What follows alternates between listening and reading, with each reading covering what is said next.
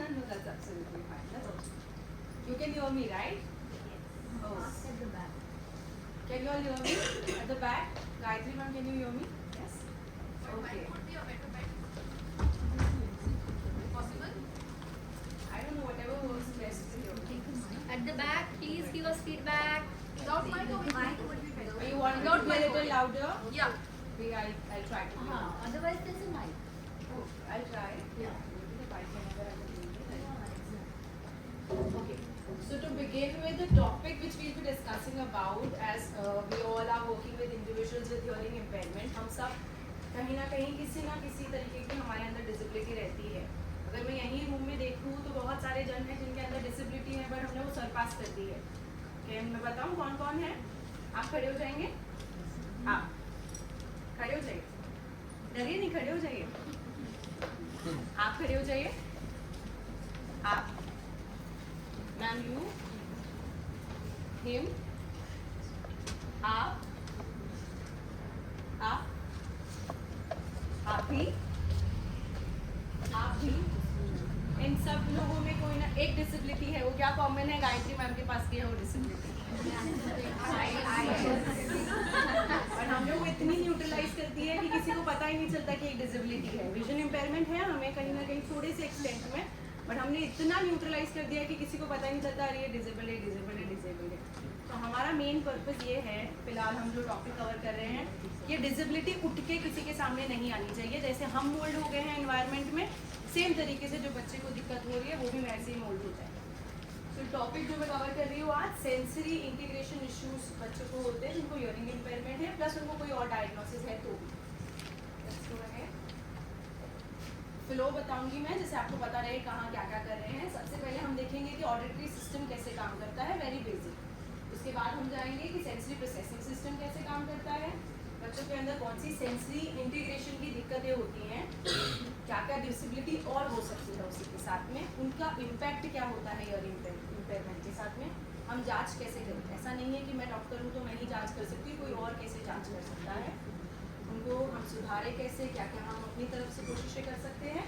और फाइनली सबसे important member जो होता है बच्चे की लाइफ में, जो भी family members and the care giver, उनको कैसे संभाला जाए, कैसे समझाया जाए. शुरुआत करेंगे. एक छोटा सा वीडियो है, समझने की कोशिश कीजिए. होपफुली ऑडियो रहेगा इसमें. इम्पॉर्टेंट है हमारा ऑडिटरी सिस्टम काम कैसे करता है. मैं जो बोल रही हूँ आप सुन कैसे रहे हो, समझ कैसे रहे हो, उसको याद कैसे रखोगे, उसके बारे में एक ब्रीफ आइडिया है. यूट्यूब वीडियो तो यू नीड इंटरनेट. एक बार प्रेस करके से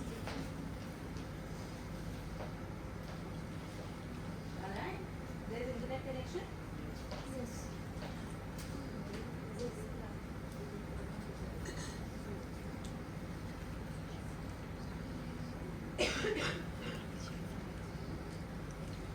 Zero five से connected आहे ना?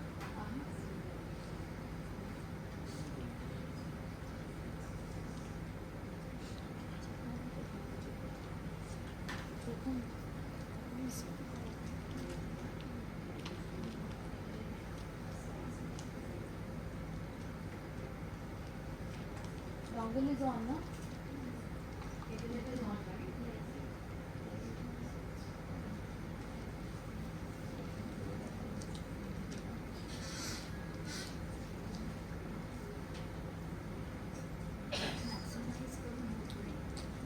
Sorry for the interruption. No, that's okay.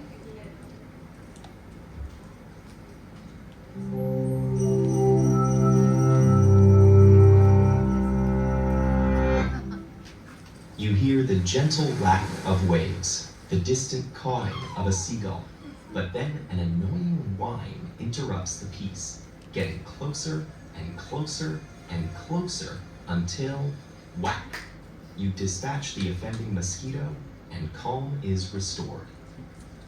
How did you detect that noise from afar and target its maker with such precision? The ability to recognize sounds and identify their location is possible thanks to the auditory system. That's comprised of two main parts, the ear and the brain. The ear's task is to convert sound energy into neural signals. The brain's is to receive and process the information those signals contain. To understand how that works, we can follow a sound on its journey into the ear. The source of a sound creates vibrations that travel as waves of pressure through particles in air, liquids, or solids. But our inner ear, called the cochlea, is actually filled with saltwater-like fluids.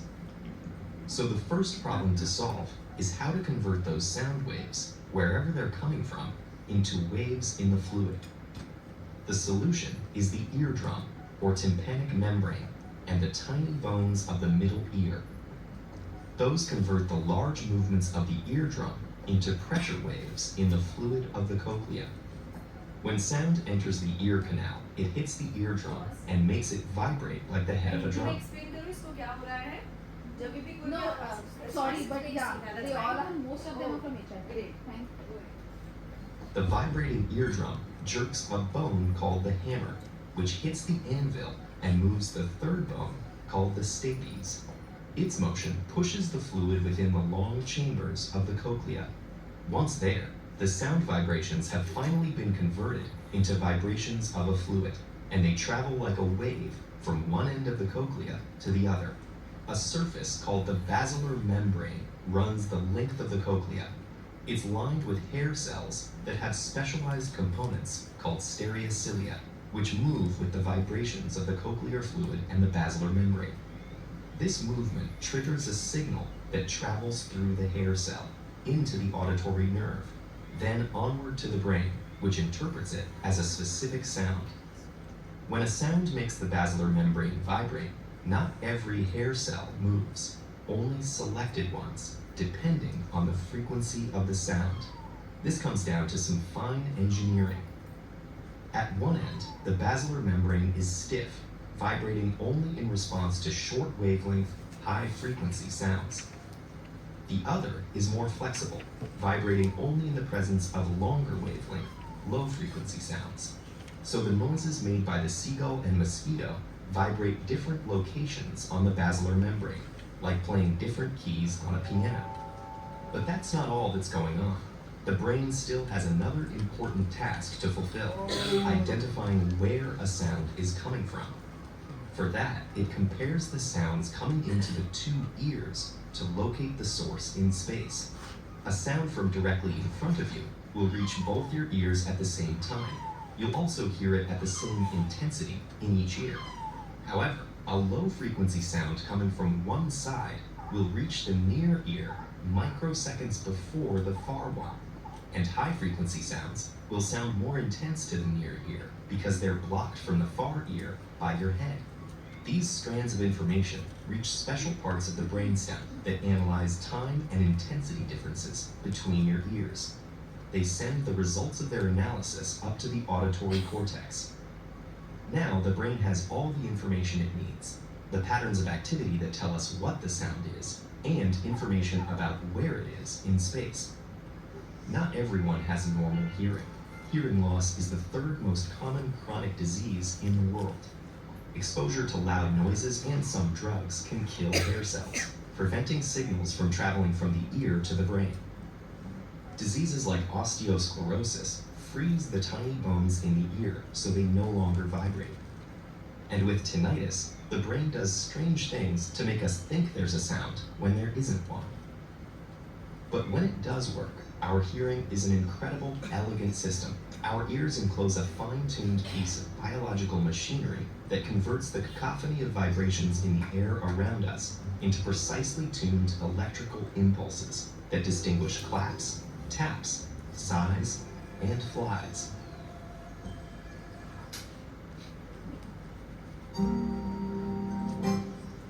Dive deeper into the complex world of your senses with the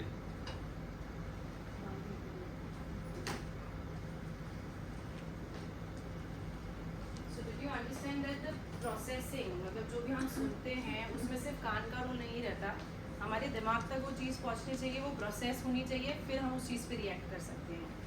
अभी जैसे वो बता रहे हैं उनको, वो भी एक तरीके से प्रोसेसिंग ऑफ लैंग्वेज हो रहा है. अगर वो ब्लैंक बैठे रहेंगे तो उनको समझ में नहीं आएगा कि क्या हो रहा है. तो तब तक ये इंटीग्रेशन नहीं होता, यहाँ से इधर तक पहुँचने का फिर वापस बाहर आने का इंटीग्रेशन नहीं होगा. उसको बोलते हैं सेंसरी इंटीग्रेशन इश्यूज़. बट मैं सिर्फ वो कवर नहीं करूँगी, मैं छोटे मोटे और हिस्से कवर करूँगी, क्योंकि सिर्फ हियरिंग की वजह से और काफ़ी दिक्कतें भी हो सकती हैं। अब आइए सेंसरी प्रोसेसिंग। कोई मुझे बता सकते हैं कौन कौन से सेंसेस हैं हमारे पास? Sight, smell, taste, sound, touch. Touch, hearing, fine. हमें बचपन से सिर्फ यही 5 सेंसेस के बारे में बताया गया है, और उसके अलावा 3 और बहुत इंपॉर्टेंट सेंसेस है, जिसकी वजह से मैं खड़ी हूँ, जिसकी वजह से मैं मेरा सर ऐसे घुमा पा रही हूँ, और जिसकी वजह से मुझे पता चलता है कि मुझे सुसु जाना है, पॉटी जाना है। सो वो तीनों सेंसेशन यूजुअली जब बच्चा डेवलप होता है और उसको अच्छे से नहीं समझ में आते, तो बहुत लाइफ में प्रॉब्लम्स क्रिएट करते हैं। नेक्स्ट, तो टोटल देखे जाएंगे तो 8 सेंसेस होते हैं। 5 तो आपको पता है शुरुआत के। उसके बाद में आता है मूवमेंट सेंस। वो मुझे बताएगा कि मैंने पैर ऊपर रखा है, नीचे रखा है, साइड में रखा है, उसको बोलते हैं प्रोप्रायोसेप्शन हमारी भाषा में। जॉइंट के बारे में बताता है कि मैंने हाथ पीछे रखा है, ऊपर रखा है। आंख बंद करके भी मैं बता सकती हूँ कि हाथ ऊपर है, नीचे है। नॉर्मल लैंग्वेज में उसे बोलते हैं बॉडी अवेयरनेस। मैं बैठी हुई हूँ, मुझे पता चल रहा है अभी प्रेशर आ गया, मुझे कमर टेढ़ी करनी पड़ेगी, मेरी बॉडी ने मुझे बताया। दूसरा सेंस है हमारा मूवमेंट का, जो बैलेंस बताता है हमें कान की वजह से, जो सबसे इंपॉर्टेंट है ऑडिटरी सिस्टम में, कि मैंने गर्दन ऐसे रखी है, सोते समय हमें कैसे एकदम आराम रिलैक्स लगता है, क्योंकि वो सिस्टम एकदम रिलैक्स्ड है। जैसे ही सुबह कभी कभी खड़े होते हैं तो चक्कर जैसे आता है, क्योंकि वो सिस्टम अपने आप को रेगुलेट करने की कोशिश कर रहा है, उसको बोलते हैं बैलेंस वाला सिस्टम। लास्ट है इंटरनल सिस्टम, इंटेरोसेप्शन जिसे हमारी भाषा में बोलते हैं बच्चे, आपने कितनी बार सुना होगा कि इसको कितना भी ट्रेन कर लो, सुसु पॉटी के बारे में बताता ही नहीं है। डायपर में कर देता है, उसे कितनी बार तो समझ में भी नहीं आता है। वाई? क्योंकि वो अंदर के सेंसेशंस को नहीं समझ पाता है कि अभी मुझे मेरा ब्लैडर भर गया है, अभी मेरा ब्लैडर खाली है, या फिर खाना कितना खाना खाया जा रहा है, पता ही नहीं चल रहा है कि पेट भर गया है। तो वो सब होते हैं इंटरनल सेंसेशंस। सेंसरी प्रोसेसिंग क्या होता है? जैसे बता रहे थे पिछले जो आए थे कि हम चीज़ों को लेते हैं, प्रोसेस करते हैं और निकालते हैं। जब तक वो चीज़ बाहर नहीं निकलेगी तब तक वो सर्किट फिनिश नहीं होता है। तो वी टेक इन्फॉर्मेशन, समझते हैं कि उसको रिएक्ट कैसे करना है। मैं चुप रहूँ, बोलूँ, डांस करूँ, खड़े रहूँ, बैठी रहूँ, ये मैंने प्रोसेस किया। और फिर जब मैंने एक्शन लिया वो वहाँ आउटपुट। पूरा सेंसरी सिस्टम किस चीज़ पे डिपेंड करता है? Taking information, processing the information and removing it out. Sensory processing issues क्या होते हैं? जैसे आप लोग सब बैठे हैं, थोड़े लोग होते हैं जिनको सर में दर्द चालू हो गया। क्यों होता है? क्योंकि मुझे विजुअली जो स्टिमुलेशन मिल रहा है वो बहुत ज़्यादा है मेरे लिए, मैं उठने के लायक नहीं हूँ, या फिर मैं बहुत धीरे धीरे बोलूँगी फिर भी किसी को इरिटेट हो रहा है, क्योंकि उसका सिस्टम उसके लिए रेडी नहीं है। मैं इरिटेट हो रहा हूँ कि बस हो गया, मेरे सिस्टम में इतना ही जाएगा। तो सेंसरी सिस्टम आपको बता रहा है कि इससे ज़्यादा इन्फॉर्मेशन नहीं है। तो ये प्रोसेसिंग इश्यूज जो होते हैं यूजुअली बच्चों में होते हैं, बट अभी हमें पता चल रहा है कि बड़े लोगों में भी काफ़ी होते हैं, हमारे एज के लोगों में और ओल्डर एज के लोगों में। तो उनको 3 पार्ट में डिवाइड करते हैं। एक, मैं कोई इन्फॉर्मेशन जब ले रही हूँ उसको ज़्यादा या कम कैसे समझूँ। तो जैसे भी सेंसरी ओवर रिस्पॉन्स है, मुझे हल्का सा भी किसी ने टच किया, ये रिस्पॉन्स आएगा मेरे छोटे से भी। मैं आगे और डिटेल में बताऊँगी कैसे। मुझे किसी ने हल्का सा एक सूप दिया, मुझे खाने में तो अच्छा लगा, पर मैंने उसके ऊपर बहुत ज़्यादा रिस्पॉन्स दिया। छोटे छोटे बच्चे जो पिकी ईटर्स होते हैं, नूडल्स खा लेगा अच्छे से, बट जैसे मैंने उसको गाजर दिया नहीं खाएगा। क्यों? क्योंकि उसके लिए वो सेंसेशन बहुत ज़्यादा है, तो वो ओवर रिएक्ट करते हैं सिचुएशंस में। दूसरे होते हैं अंडर रिस्पॉन्स, कितना भी पैट करते रहो, खुदाओ, झूलो, फिर भी ऐसे बैठे रहेंगे, तो वो होते हैं अंडर रिस्पॉन्स। मुझे रिस्पॉन्स ही नहीं देना, मेरा सिस्टम ही नहीं समझ पाया मैं इनका कैसे करूँ।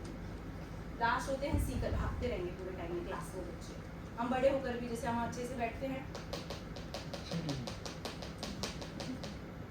क्योंकि मैं सीख कर रही हूँ सेंसेशन। आपने कभी इमेजिन किया होगा, आप एग्जाम के लिए जाते हैं, इंटरव्यू के लिए जाते हैं, अपने आप जल्दी जल्दी चलने लग जाते हैं, अपने आप ऐसे चालू रहेगा। हम क्या कर रहे हैं? हमारी बॉडी को शांत करने की कोशिश कर रहे हैं। तो ये सीकर जो होते हैं, जिनको हम बोलते हैं ये तो बच्चा सीकर है, बेचारा अपने आप को पूरे टाइम शांत करने की कोशिश में लगा हुआ है कि मैं भागूंगा तो मैं शांत हो जाऊँगा, मैं भागूंगा तो मैं शांत हो जाऊँगा। ब्रेन को सिस्टम समझता नहीं कि बॉडी थक गई है, जॉइंट्स में दर्द हो रहा है, रुक जाओ। वो होते हैं सीकर। इन तीनों चीज़ों की वजह से कभी कभी बच्चे को ऐसा होता है कि वो आगे की चीज़ें समझ ही नहीं पाता। मोटर प्रॉब्लम, अगर मैं उसको लिखने बोल रही हूँ, लर्निंग डिसेबिलिटी वाले बच्चे होते हैं, डिस्ग्राफिया वाले, उनको मैं लिखने बोलूँगी ए, वो लिखेगा डी या बी, क्योंकि उसको मूवमेंट का ज्ञान ही नहीं पता चलता कि मुझे ऐसे उंगली को घुमाना है, मेरे ये वाले सेंसेशन को यूज़ करना है, मूवमेंट वाले को, प्लस मेरे विजन को यूज़ करना है कि ए ऐसे घूमना चाहिए। तो उनको हम बोलते हैं पॉस्चरल या मोटर प्लानिंग डिसऑर्डर। लास्ट में आता है डिस्क्रिमिनेशन, जो हमारा एरिया मेजर रहेगा टुडे। सेंसेशन तो आ रहा है, 10 लोग मुझे टच कर रहे हैं, पर मम्मी का हाथ कौन सा है? मम्मी पापा सब मुझे साथ में बुला रहे हैं, मैं गाने मैं सब कुछ किसी की शादी में गई हूँ और पीछे से पापा आवाज़ दे रहे और गाना बज रहा है, तो मुझे पापा की बात पे ध्यान देना है कि नहीं देना। तो जब बहुत सारी इन्फॉर्मेशन साथ में है और किस पे सिलेक्टिवली ध्यान देना है, वो आता है डिस्क्रिमिनेशन। तो टच का होता है, सुनने का होता है, साथ में होता है विजुअल, बहुत सारी इन्फॉर्मेशन डाली है। तो पूरा स्लाइड बराबर आप लोग का सबका ध्यान यहीं पर है, क्योंकि आपने डिस्क्रिमिनेट कर लिया कि मुझे भी इधर मेरा ध्यान फोकस करना है। फिर आता है प्रोप्रायोसेप्शन, जो मैंने बताया मूवमेंट वाला, और इंटेरोसेप्शन इंटरनल बॉडीज वाला। वो है ये दिखते हैं कैसे हैं बच्चे, आगे चलिए। एकदम सिंपल है। अगर मैं आप लोगों को बोलूँ आपके सामने 2 प्लेट रखूंगी, एक में रखा है अच्छा सा नया अच्छा बना हुआ पूरन पूरी, और एक में आपके सामने रखा है एकदम ताज़ा ताज़ा अच्छा सा ऑक्टोपस। दोनों को खाने का सेंसेशन सेम रहेगा, फिर भी मैं आपको फोर्स करूँगी नहीं ऑक्टोपस ही खाओ, आप रोगे चिल्लाओगे नहीं खाना, मैं मारूंगी आपको, खाना ही पड़ेगा, हेल्दी है आपके लिए। और आपके लिए वो सेंसेशन कैसे आ रहा है, एकदम घिनौना सा, उसके टेंटिकल्स मेरे मुंह में जाएंगे, आँख खुल रही है बंद हो रही है। बच्चे के लिए वो सिंपल सा बिस्किट भी वही सेंसेशन देता है। हम तो सोचते हैं अरे रोटी क्यों नहीं खा रहा है, और उसके लिए वो रोटी अलग ही सेंसेशन देती है बॉडी में। तो वो होते हैं ओवर रिस्पॉन्सिव, हल्का सा सॉक्स पहना पर उसके लिए लग रहा है कि उसका प्रॉपर टाइम दूसरे होते हैं अंडर रिस्पॉन्सिव, हमेशा ऐसे दिखेंगे। क्लास में एक बच्चा रहेगा जो कुछ भी आप सिखाते रहो बैठा रहेगा, सुनते रहेगा, कुछ रिस्पॉन्स नहीं, कुछ नहीं, क्योंकि बेचारा इन्फॉर्मेशन समझ ही नहीं पा रहा है क्या चल रहा है। फिर आते हैं सीकर, हर दी चाबी और फिर खिलौना भागे जा रहा है, भागे जा रहा है, भागे जा रहा है, भागे जा रहा है। और इतना आसान नहीं रहता उनको समझना कि भाई बेचारा हंसते खेलते जा रहा है। इतने भागते हैं कि उनको कोई भी चीज़ हो ये क्या आएगी धक्का दे देंगे, कोई भी चीज़ जो भी रोकने की कोशिश करे उसको मार देंगे, क्योंकि मूवमेंट मुझे चाहिए। आप लोगों को भी यहाँ पे बैठना है क्योंकि आप मेरी तरफ सुन रहे हैं, फिर आपको बोलूँगी मैं बाहर निकल जाऊँ, पर आप लोगों को नहीं मुझे कुछ और सीखना है, मैं बैठूंगा। सेम इनकी मूवमेंट की चाहत रहती है, मैं बताती हूँ कैसे आएगा। आगे जाइए, ऑडिटरी सिस्टम में कैसे हल्की सी भी आवाज़, कोई बच्चा जैसे अभी आप कुछ बच्चे उधर राइम्स बहुत अच्छे से सुन लेते हैं, और जैसे आप बोलेंगे बैठ जाओ, खड़ा हो जाओ, या फिर समझाने की कोशिश करेंगे नहीं समझ पाते, क्योंकि उनके लिए वो समझ में सिर्फ धुन वाली आवाज़ ही हमने हमारे ग्रेड में सीखी है। अगर मैं आपके सामने चाइनीज़ कितना भी बोलूँ अभी नहीं समझोगे ना, है ना। एक टाइम आएगा मेरे सर में दर्द हो रहा आप चुप हो जाए, तो हिंदी में बात करो या इंग्लिश में बात करो, तो उनके लिए वैसा सेंसेशन हो जाता है। फिर आते हैं सीकर्स। सीकर्स का आगे मैंने एक वीडियो बताया, वो देखेंगे तो आपको समझेगा। आगे जाइए, नेक्स्ट स्लाइड। इस बच्चे को देखिए और अपने आप को इमेजिन कीजिए, प्ले कीजिए, डायरेक्टली प्ले हो जाएगा।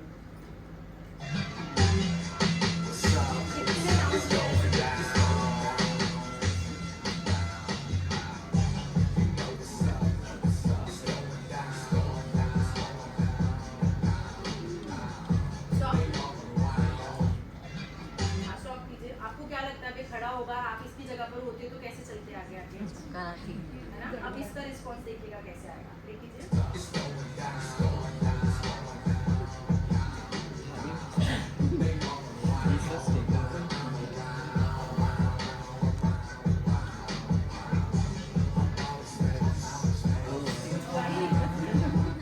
आराम से चल के आया है, ये हुए सीकर्स। मतलब हमें चाहिए मूवमेंट मूवमेंट मूवमेंट मूवमेंट, जब तक मुझे शांति नहीं मिलेगी।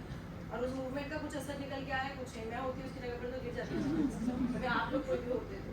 अब ये दूसरी तरफ वाले जो ओवर रिस्पॉन्सिव रहते हैं, उनका देखिए एक्सपीरियंस कीजिए। ये एक बच्चा है जिसको ऑटिज्म है और सेंसिटिव है बहुत सारी इन्फॉर्मेशन।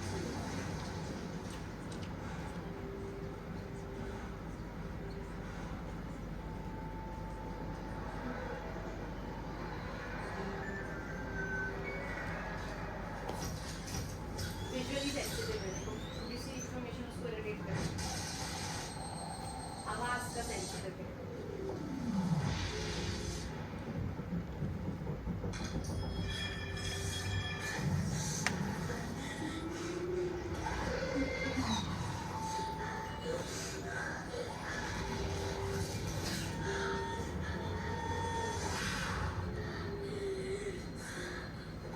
अपने आप को शांत करने की कोशिश कर रहा है, मैं डाइवर्ट करूँ अपना अटेंशन, पर अब क्या होगा,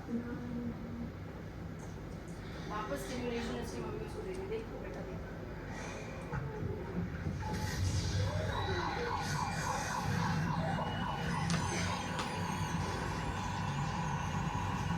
और shut down.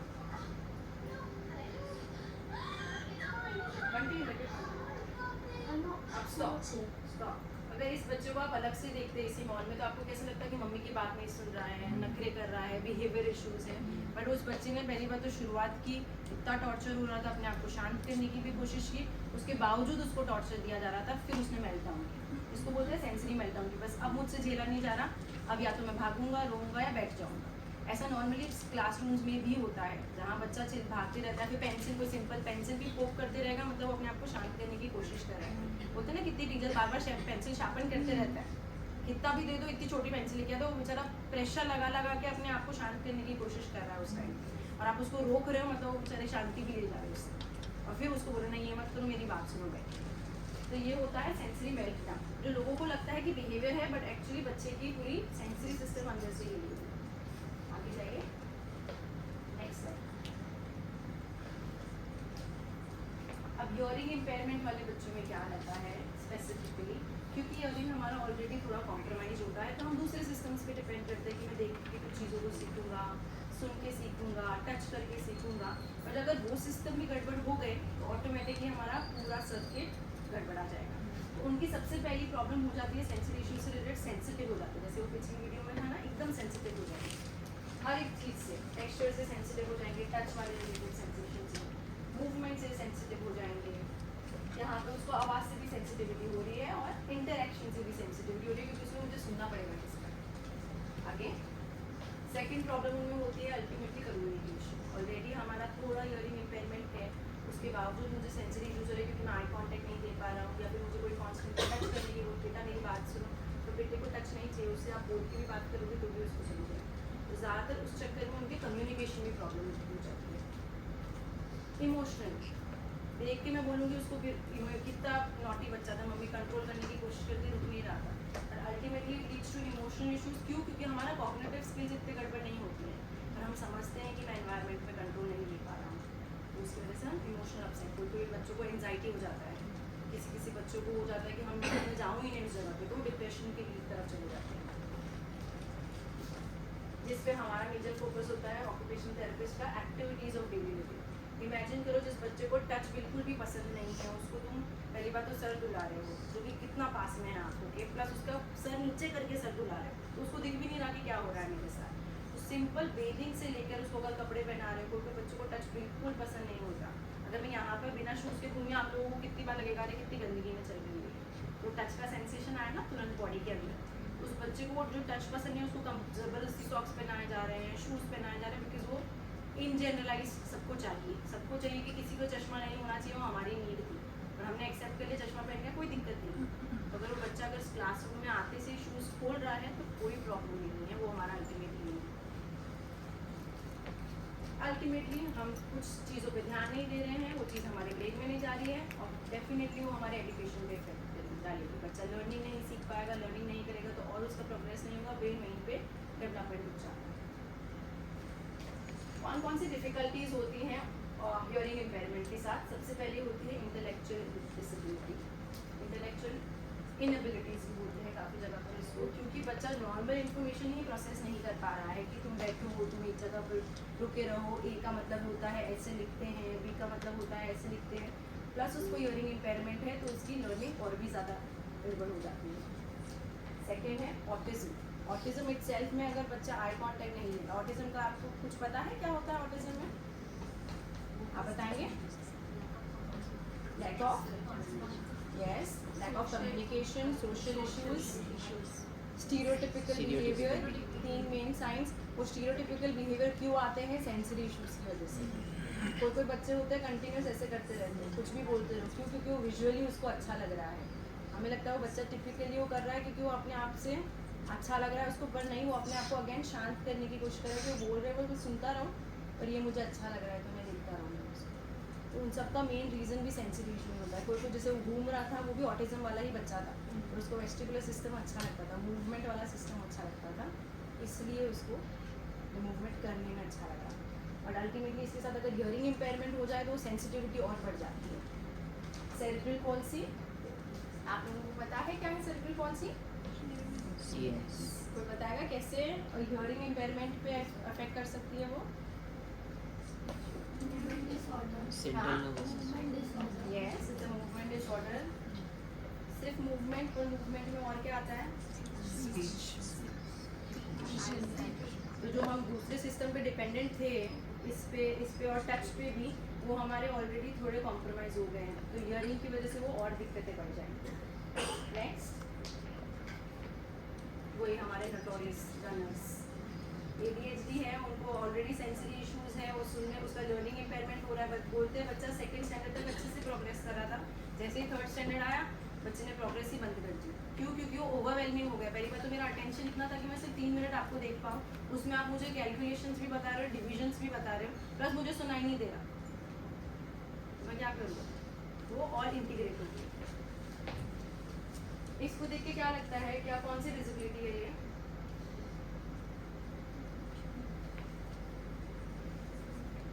जिसके बारे में हम अभी बात कर रहे हैं। क्या? यस, नहीं आता है। ADHD हो गया, बट ये क्या है? ये बच्चा है जिसको पूरा वर्ल्ड इसी हिसाब से दिख रहा है। लाइट ज़्यादा, टच ज़्यादा, मूवमेंट ज़्यादा, सेंसरी प्रोसेसिंग, समझा? तो अल्टीमेटली सेंसरी प्रोसेसिंग डिसऑर्डर सबसे मैसिवली उनकी लाइफ को इफेक्ट करता है। That is why we are working on this today. Next, and epilepsy.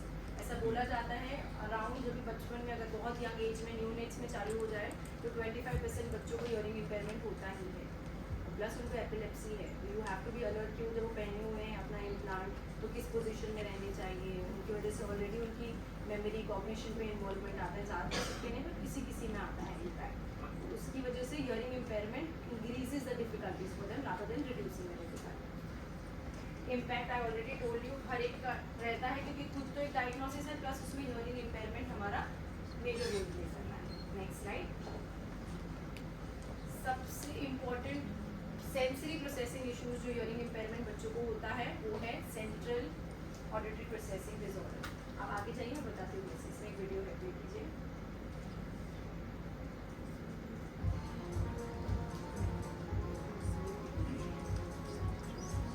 Central Auditory Processing Disorder, or CAPD, is a neurological deficit that affects how the brain processes spoken language and is estimated to affect about 5% of the human population. This condition makes it difficult for affected adults and children to understand verbal statements or filter out background noise when listening to somebody talk. Indeed, such individuals may complain of being able to hear fine, but have trouble understanding. CAPD, also known as Auditory Processing Disorder, or APD, results from deficits in the brain pathways responsible for processing sound. There is no hearing loss or any problems with the ear itself. In a normal individual, if the statement, "the boy jumps the fence," is verbalized, the auditory cortex of the brain correctly processes the sound and a person comprehends the statement, "the boy jumps the fence." However, with CAPD, something prevents the accurate processing of the verbal statement made even though the ear properly hears the sound. The boy jumps the fence. The boy jumps the fence. The boy jumps the fence. इस वाले में क्या हुआ? Often, someone with CAPD इसमें उसको same ही sentence बोला था, but उसने वो पूरा Jumbled. क्यों हुआ? क्योंकि आपने नोटिस किया हो तो बैकग्राउंड में बहुत सारी आवाजें थी। पहली वाली लड़की को जिसको भी स्टेटमेंट समझ में नहीं आया, बट उसको क्लियर स्टेटमेंट बोला गया था, और इसमें बैकग्राउंड में भी आवाज़ थी, तो बैकग्राउंड की आवाज़ से फिल्टर नहीं कर पा रहा था उस इन्फॉर्मेशन को, फिर उसकी वजह से और दिक्कत हो गई। आगे जाइए, एक स्लाइड और इसके पीछे एक और स्लाइड चाहिए, पीछे इससे पहले वाली। jumps the fence. Someone with CAPD will hear a wide range of different words and/or और पीछे पीछे पीछे, एक और बार पीछे, एक और बार पीछे। तो सेंट्रल ऑडिटरी प्रोसेसिंग डिसऑर्डर होता क्या है? जब भी हम कोई इन्फॉर्मेशन लेते हैं, मैंने बताया 4 चीज़ें होती हैं। पहली बात, हम उस पर ध्यान देते हैं, ध्यान देने के बाद हम उसको अलग करते हैं कि मम्मी बोल रही है, पापा बोल रहा है, फिर हम उसको पहचानते हैं कि मम्मी की ही आवाज़ है, पापा की ही आवाज़ है, और लास्ट में उसको समझते हैं कि मुझसे क्या बोलने की कोशिश कर रहे हैं। तो जब इन चारों में से किसी भी एक में दिक्कत हो जाती है, तो उस बच्चे को बोलते हैं कि उसको sensory processing auditory processing disorder है। तो ये 3 चीज़ें जो थी, आप मुझे बता सकते हैं वीडियो में कौन से बच्चे को क्या थी दिक्कत? ऑडिटरी साउंड लोकलाइजेशन क्या होता है? आवाज़ कहाँ से आ रही है? आवाज़ एग्जैक्टली आ कहाँ से रही है? तो उनमें वो दिक्कत थी क्या? अभी जो बच्ची बताई थी आराम से सुन रही थी, बट सेकंड वाली बच्ची को समझ में आ रहा था कहाँ से आवाज़ आ रही है, कंफ्यूज हो गया था, उसमें वो लोकलाइजेशन की दिक्कत थी। ऑडिटरी डिस्क्रिमिनेशन, आप लोग सब एक साथ बोल रहे पर फिर भी मेरा ध्यान उन पे गया है, फिर आप लोग सब एक साथ बोल रहे थे मेरा आपके ऊपर ध्यान नहीं, मैंने डिस्क्रिमिनेट किया, अलग किए सब आवाज़ों को। और लास्ट था ऑडिटरी पैटर्न रिकग्निशन, वो मैं आगे बताऊंगी आप लोगों को समझना वो कैसे होता है। आगे चलिए, प्रेस नहीं कीजिएगा। आपको क्या लगता है क्या क्या सिम्टम्स होंगे? वो मैंने आपको बताया है। किसी बच्चे को ऑडिटरी प्रोसेसिंग में दिक्कत हो रहा है, क्या किसी बच्चे को ऑडिटरी प्रोसेसिंग में दिक्कत था, अभी हमने वीडियो देखी तो उसका इम्पैक्ट क्या क्या आएगा? बच्चे को कैसे पता चलेगा कि इसको ये दिक्कत है? Am I audible? We just saw video right now, और हमें अभी आप मुझे बताइए, हेल्प कीजिए कि क्या क्या सिम्टम्स होंगे कि आपको पता चले अरे इसको ऑडिटरी प्रोसेसिंग इश्यूज है। Child responded differently. Very good, sorry. The child responded, the girl responded differently to what was said to her. So they don't understand conversations which are happening with them. Press कीजिए। They're talking to them, they're giving nice eye contact, they're listening, they're nodding, but they're not understanding. Next, और क्या दिक्कत हो सकती है? Missing a lot of information. मैंने बोला penguin, उसने प्रोसेस किया कैसे? उसने सुना अच्छे से पर अपने हिसाब से उसे पेंगुइन। आगे और क्या दिक्कत हो सकती है?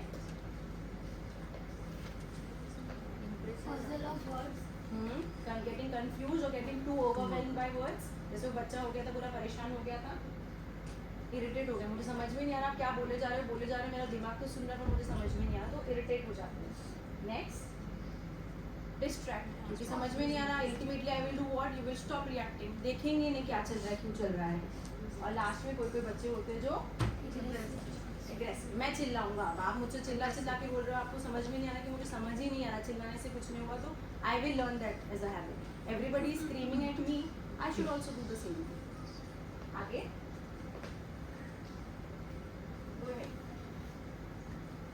अब इन सब चीज़ों का असेसमेंट कैसे किया जाए? असेसमेंट क्यों ज़रूरी है? हम बोलेंगे बच्चा नॉटी है, इज इट ऑडिबल? यस। हम बोलेंगे बच्चा नॉटी है, बट वो बच्चा नॉटी क्यों हुआ है? सेंसरी इश्यूज तो है, बट कौन सा वाला सेंसरी इशू है, तो हमें वो आइडेंटिफाई करना ज़रूरी है, क्योंकि अब यूजुअली ऐसा बोला जाता है कि ऑडिटरी सिस्टम जो हमारा है, सुनने और समझने का सिस्टम 13 साल की उम्र तक डेवलप होता है।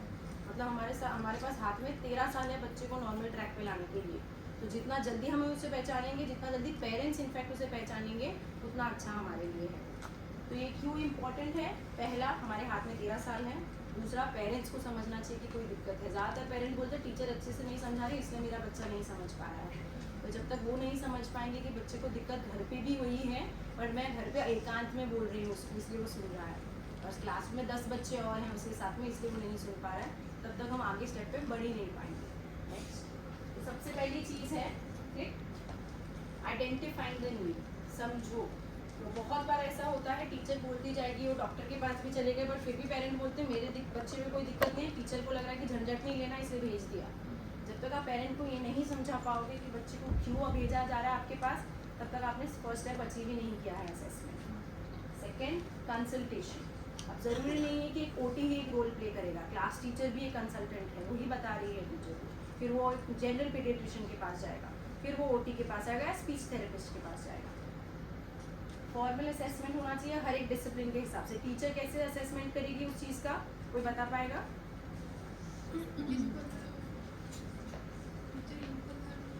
कैसे, मतलब टीचर को कैसे पता चलेगा कि बच्चे को दिक्कत है? मैं बोल रही हूँ टीचर को पेरेंट के बता देना, बिहेवियर प्रॉब्लम्स होंगे, अटेंशन होंगे, हाँ, कंपैरिजन होगा, इंस्ट्रक्शन फॉलो नहीं कर पाएगा, सिंपल बोलेंगे सब बैठ जाओ, खड़ा ही रह गया, फिर सबको देखेगा फिर बैठेगा, डिलेड रिस्पॉन्स, विजन के ऊपर डिपेंड करके रिस्पॉन्स दे रहा है।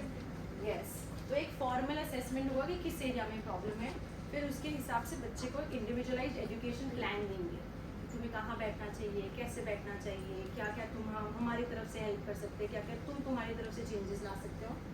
इसके बाद में होगा प्लेसमेंट एंड अकोमोडेशन, जो हमने सजेशंस दिए उन पे इम्प्लीमेंटेशन। बहुत बार ऐसा होता है बच्चा हमारे पास आता है, स्पीच थेरेपिस्ट के पास जाता है, स्पेशल एजुकेटर के पास जाता है, बट अल्टीमेटली जहाँ पे क्लास में चेंजेस होने चाहिए वो कभी नहीं होते हैं। तो एक स्टेप हमें आगे बढ़ना चाहिए कि हम क्लासरूम में जाएं, हम देखें कि वो जो हमने चेंजेस बताए थे कि भाई उसको हियरिंग में दिक्कत है तो बड़ी बड़ी विजन चार्ट्स यूज़ कीजिए, वो टीचर एक्चुअली यूज़ भी कर रही है कि नहीं यूज़ कर रही है, रिव्यू करना रेगुलर बेसिस पे उसको और रीअसेसमेंट। ये सिर्फ ओटी के पर्सपेक्टिव से मैं बता रही हूँ जो एकदम झटके से हमें बता देते हैं कि बच्चे को सेंसरी इश्यूज़ है। इसमें से सबसे बेस्ट है ये नीचे वाली सेंसरी प्रोफाइल, जो ज़्यादातर स्पेशल एजुकेटर्स, टीचर्स और पेरेंट्स पढ़ते हैं। ये सब हम प्रोफेशनल्स ही यूज़ कर सकते हैं, बट ये आपको हेल्प करती है कि बच्चे को कौन से एरिया में स्पेसिफिकली सेंसरी इश्यूज़ है। सबसे पहली है sensory integration and practice test, जो पूरे बच्चे का जो बॉडी अवेयरनेस में बोल रही थी, इंटरनल असेसमेंट बोल रही थी, उस सबको कवर करता है। आगे जाइए, ये वाली है सेम बट ब्रॉडर एस्पेक्ट में हम करते हैं, इसलिए मैं इस पर डिटेल्स नहीं दे रही हूँ। Next, sensory profile. आपने देखा है किसी ने बच्चे के साथ में ये फाइल में एक्सपोजर मिला है कभी? ये हर एक बच्चे के उम्र के हिसाब से छोटे से क्वेश्चनर होता है जहाँ पे पेरेंट्स को पूछा जाता है कि कपड़ा पहना रहे तो इरिटेट होता है कि नहीं होता, शादी में गया है तो इरिटेट होता है कि नहीं होता है, एकांत में बैठा है तो इरिटेट होता है कि नहीं होता। ऐसे क्वेश्चंस पूछे जाते हैं जिसकी बेसिस पे हमें पता चलता है कि बच्चे को दिक्कत किस एरिया में है। और लास्ट में है क्योंकि उनका हियरिंग इम्पेयर्ड है और अदर सेंसरी सिस्टम्स इम्पेयर्ड है तो हमेशा विजन भी कॉम्प्रोमाइज़ हो जाता है, तो उसी वजह से लर्निंग डिसेबिलिटी पिक्चर में आती है। लिखना नहीं आता, कितना उड़ाना है हाथ को देख के ऊपर से बोर्ड पे से कॉपी करना नहीं आता, ये उसमें हेल्प करता है। आगे मैनेजमेंट किस तरीके से जरूरी रहेगा मुझे बताएंगे, एक एक एस्पेक्ट कोई बता पाएगा? कस्टमाइज्ड इंटरवेंशन क्या होता है? ज़रूरत के हिसाब से। हियरिंग इम्पेयरमेंट सबको है। सेंस मेरे पास 4 बच्चे आ रहे हैं जिनको hearing impairment with sensory issues है, बट मैं उसको इंडिविजुअलाइज कैसे करूँ? Hello. Can you hold the mic? Yeah, I'm so sorry. So there is a kid coming to you. There are 4 kids coming to you. You are a special educator. चारों को sensory processing issues है, चारों को hearing impairment है, तो आप customise treatment कैसे देंगे? What you said, the one child is over sensitive and the other is Beautiful, because I have given a generalized term.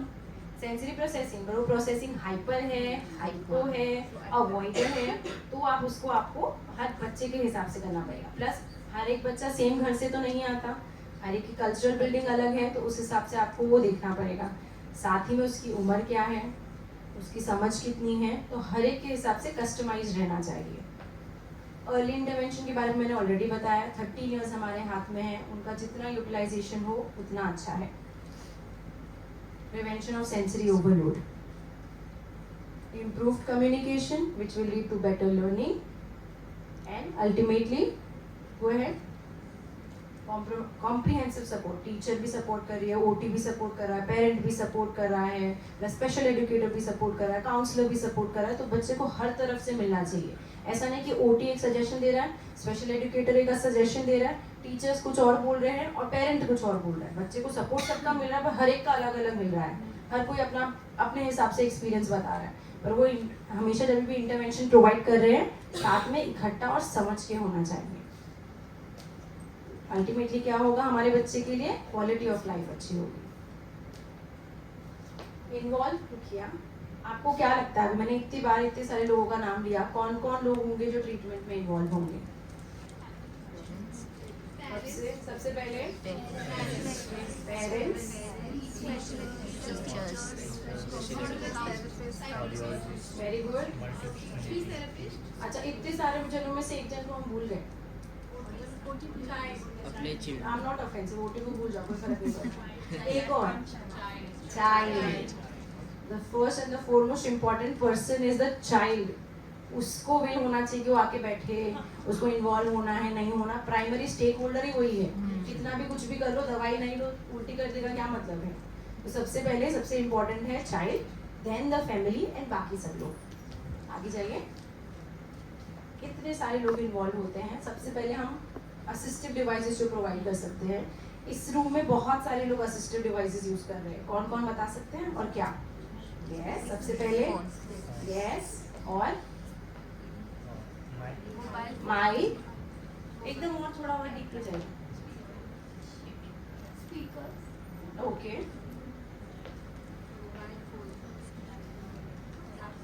Assistive device एकदम सिंपल लैंग्वेज में क्या होता है? Anything which you are taking support, right? Anything which you are taking support, your watch, anything which you are taking support, your glasses. एकदम simplest जैसे इन्होंने बताया, mobile phone is become the must need assistive device for everybody. आजकल तो घड़ी भूला चल जाएगा पर फोन भूल के कहीं नहीं जाते हैं. तो जो एकदम सिंपल चीज़ें जो हम बच्चे को प्रोवाइड कर सकते हैं which can make a massive difference in the life is assistive device. Basically वो टेक्निकली स्टार्ट होता है हियरिंग एड से और कॉक्लियर इम्प्लांट से, बट एकदम सिंपल चीज़ of giving large size letters, coming and close to them. Auditory system एक speaker use करेंगे उसके लिए, जो टीचर दूर से बोल रही है और उनके पास एक अलग से स्पीकर रहेगा, वो भी एक असिस्टिव डिवाइस है. सिंपल. Next, speech therapist. सब जानते हैं बच्चे को बोलने में दिक्कत हुआ क्योंकि वो सुन नहीं पा रहा है, तो उस हिसाब से स्पीच थेरेपिस्ट इंटरवीन करेगी. एक ऑक्यूपेशनल थेरेपिस्ट सेंसरी इंटीग्रेशन को डील करेगा. Then special and remedial educator, and how I will teach you. And finally behaviour therapist, क्योंकि उनको बिहेवियर इश्यूज होते हैं. अब सबसे बड़ा चैलेंज, इंडिविजुअली तो हमने उनको डील कर लिया, क्लासरूम में कैसे सेटल करें. आगे जाओ. वो है इनमें से कुछ भी यूज करना इजी है, डिफिकल्ट है, बताएंगे मुझे? खुद से रीड कीजिए और देखिए.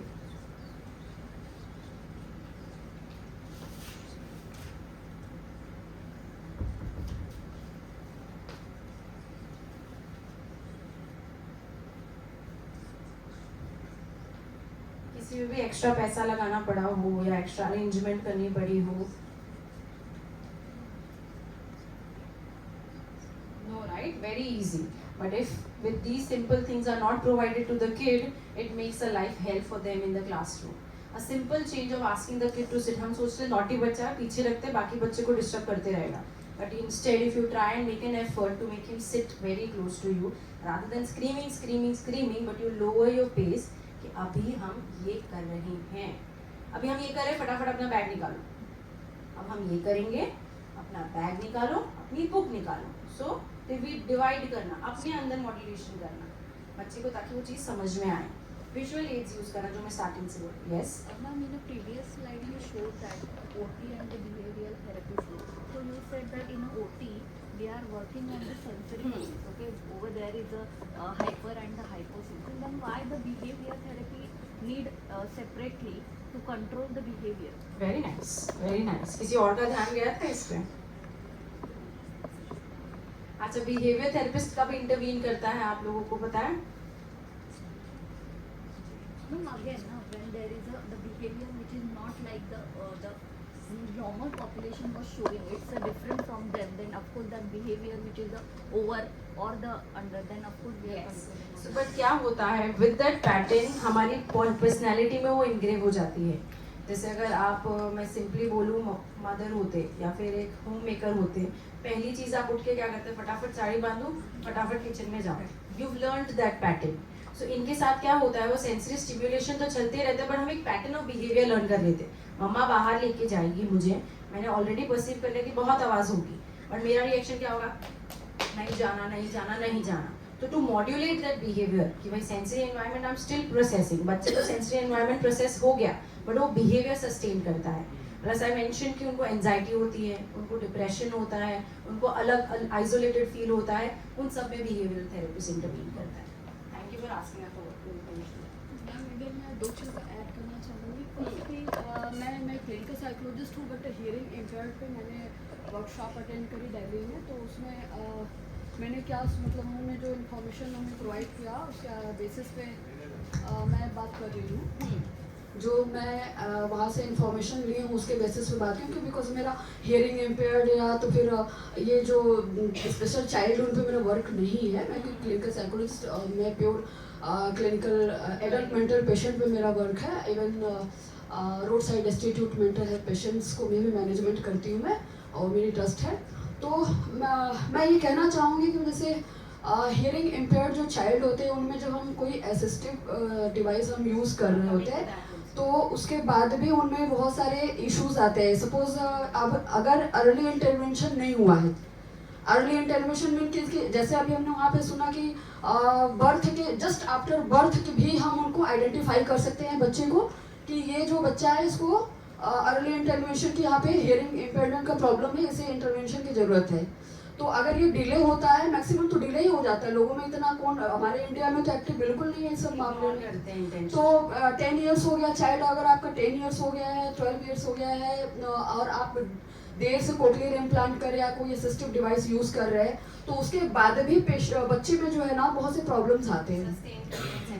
कभी बहुत बार तो स्पीच थेरेपिस्ट जो लगे होते हैं उनके साथ में, और उनका भी ये कहना होता है मतलब कि स्पीच उनको सडन अचानक से, अभी तो उन्होंने कुछ नहीं सुना है, एक भी वॉइस नहीं सुना, मतलब कि वॉइस होता क्या उन्होंने डोंट नो, ठीक है, बट सडन उनको ये चीज़ वॉइस ढेर सारे आने लगते हैं, तो उनके लिए सिर्फ वो वॉइस है, वो उसको अंडरस्टैंड नहीं कर पाते हैं, तो हाँ ओवर स्टिमुलेशन होने लगता है, तो जिसकी वजह से उनको घबराहट, बेचैनी, एंजाइटी वगैरह सारी चीज़ें आने लगती है। सेकेंड चीज़ के बिहेवियर थेरेपिस्ट का यूज़ हम तभी कर सकते हैं, जैसे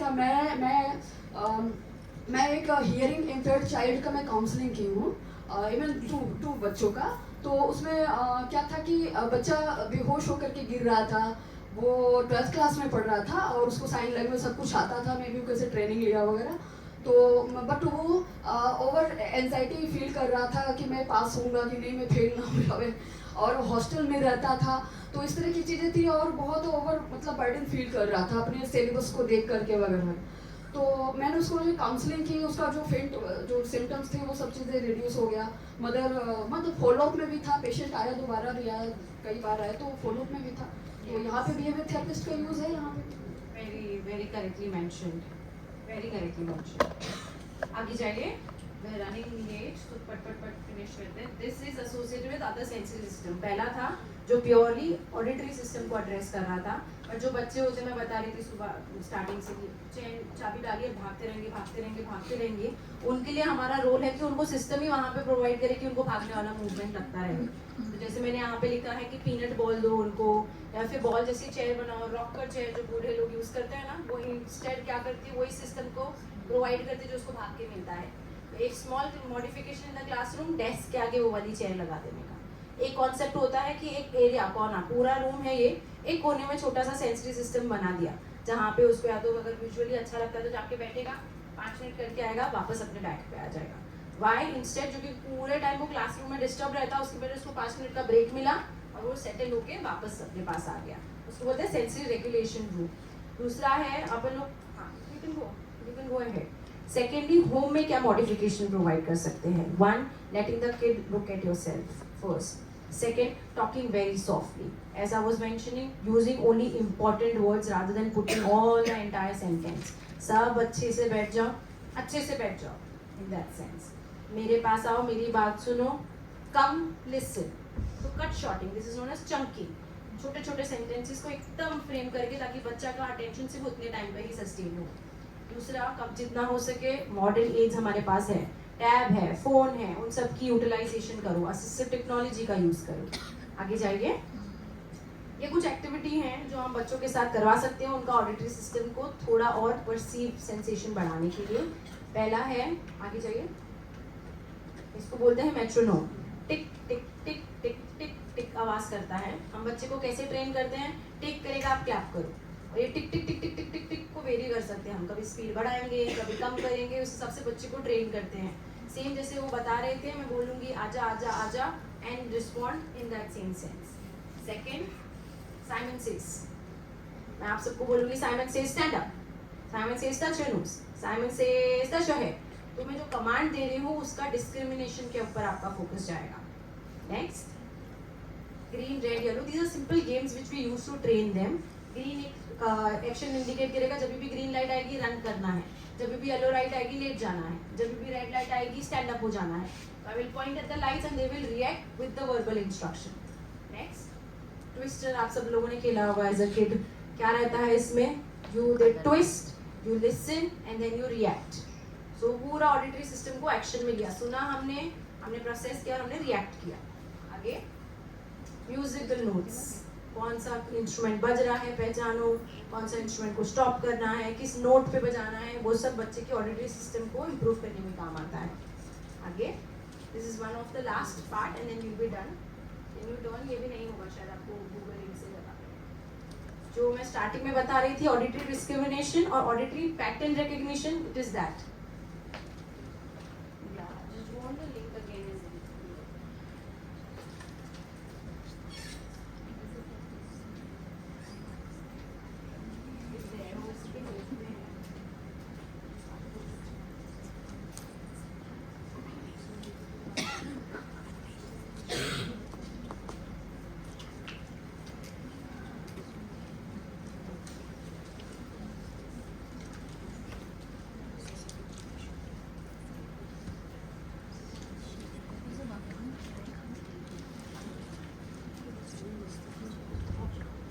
So I'll divide you into two groups, but we'll be done.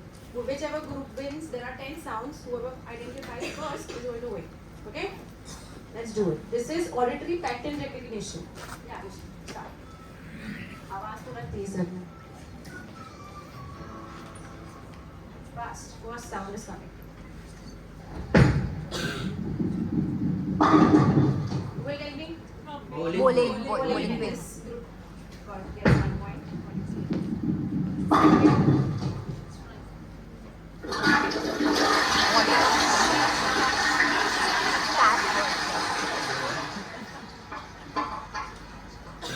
We're not looking at anything. We're just using a visual verbal.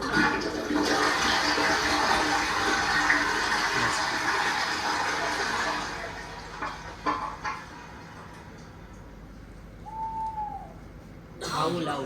Perfect. That was an immediate response. Very nice auditory processing.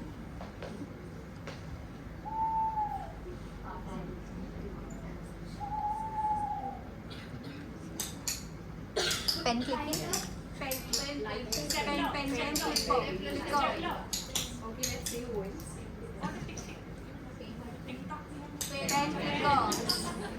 This group. It's not a stapler. It's a pen. Yeah. We don't use this yet. Glass taking. Perfect. Very nice. So you're focused more and more on the activity now. Your attention is improving.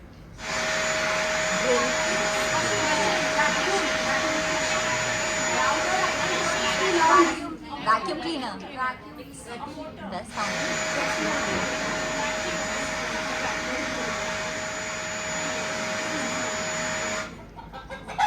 Somebody. So simple, right?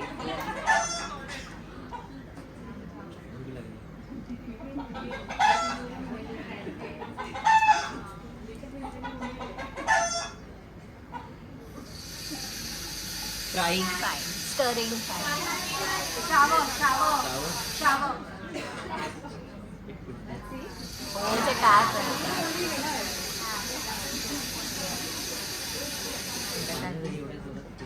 Who want to go this route? Yeah, this is also different. That all the culture. This side is winning, by the way. Okay.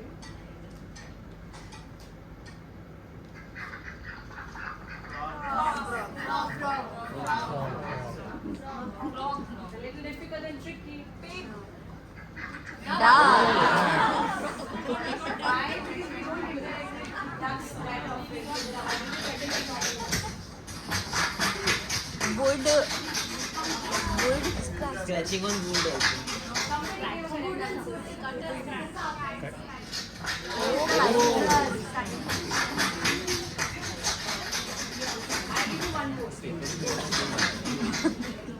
Yeah. Aeroplane.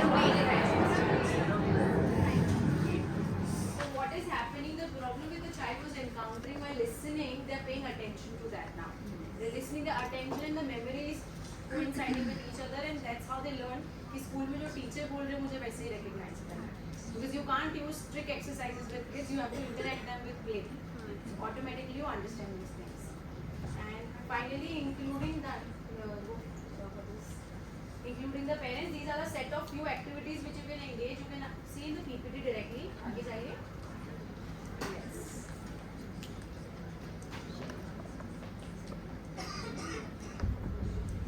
ये सिर्फ auditory related थे. बहुत fun game activities रहते हैं जिसमें बच्चा बहुत interest लेता है. It's never like a kid is going to speech therapy, special education और OT. They demand that I want to go again because they understand these are the people who understand me better than the normal classroom environment. These are the simple sensory activities. ये वाले tactile system को address कर रहे हैं. Touch से जो irritate होते हैं, we use play with that. These work on the body awareness. हाथ आगे है, पीछे है, बैठना कैसे है. आगे जाइए. Again, vestibular system को balance कैसे maintain करना है, dance में involve करना उनको, jumping, hopping में involve करना, so कि वो productive हो. जो running हमारा इधर उधर हो रहा है वो थोड़ा productively हो. आगे. And पूरा आगे जाइए. Yes. इसमें से क्या अभी तक आपको नहीं समझा है जो मेरा मेन पर्पस था एक्टिविटी का? Why do we involve parents? Because they are the primary person who is going to include them in the environment. बहुत बार ऐसा होता है बच्चे को कोई disability, I wouldn't say, but कोई डिफिकल्टी होती है, पेरेंट्स बोलते हैं वहाँ पे जाके हम एम्बैरेस होंगे तो इससे अच्छा मैं जाऊँ ही नहीं. उनका आइसोलेशन तो हो ही रहा है, साथ में बच्चे का भी आइसोलेशन हो रहा है. ऐसे एनवायरनमेंट में वो रहना सीखेगा ही नहीं क्योंकि उसको एक्सपोजर ही नहीं मिला है. तो इंक्लूजन बहुत इंपॉर्टेंट है. सेकेंड, अगर वो खुद जब तक एक्सेप्ट नहीं करेंगे बच्चे में वो चीज़ें इंप्लीमेंट नहीं करेंगे. सिंपल डांस भी अगर आप एक्टिविटी यूज़ करें तो उसको कैसे यूज़ करना है, that we train them for. Sensory friendly environment होना चाहिए होम में. Early intervention is the must and participation. हमेशा एज अ स्पेशल एजुकेटर भी always tend to do what, parent को बोलते हैं आप बाहर बैठिए, बच्चे को हम ले लेते हैं अपने पास कैबिन में, रूम में, which is not a good thing because the parent is the one who is going to practise it. और अगर उन्हीं को नहीं सिखा रहे हो तो मतलब नहीं है. तो ultimately what is important is to involve them in the therapy sessions. Last, जैसे उन्होंने मेंशन किया था, यूजुअली क्या होता है, क्यों हम सेंसरी सिस्टम पे फोकस कर रहे हैं, कितने लोग होते हैं जो कॉक्लियर इम्प्लांट के बाद उनको ये सब प्रॉब्लम्स इनकाउंटर होती हैं. जो हम बोल रहे थे बच्चा समझ नहीं पा रहा था, बोल कुछ और रहे थे क्या. तो बहुत सारे लोगों ने बोला है जो ईयरिंग पहले अच्छी थी उनकी, बट अचानक से इम्पेयरमेंट चली गई और उन्होंने कॉक्लियर इम्प्लांट कराया. तो उन्होंने बोला जो वो बोलता है ना टेक्निकल, तो मुझे सुनाई देता है मैकेनिकल. वो बोलता है कम, तो मुझे सुनाई देता है गम. So that is because of the implant. कोई बच्चे बोलते हैं उनको अलग अलग साउंड सुनाई देते, मस्कीटो वाली इम्प्लांट की वजह से सुनाई देती है क्योंकि वो बहुत सेंसिटिव हो जाता है. एंड फाइनली उनकी ability to hear comparatively less होती है as compare to what a normal individual can do. ये जस्ट एविडेंसेस हैं, आगे जाइए, जो बताते हैं कि सेंसरी इंटीग्रेशन क्यों इम्पोर्टेंट है.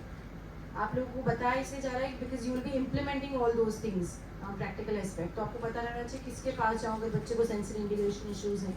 तो ऑक्यूपेशनल थेरेपिस्ट के पास जाएंगे, सेंसरी इंटीग्रेशन थेरेपिस्ट के पास जाएंगे, स्पीच थेरेपिस्ट के पास जाएंगे, उस हिसाब से.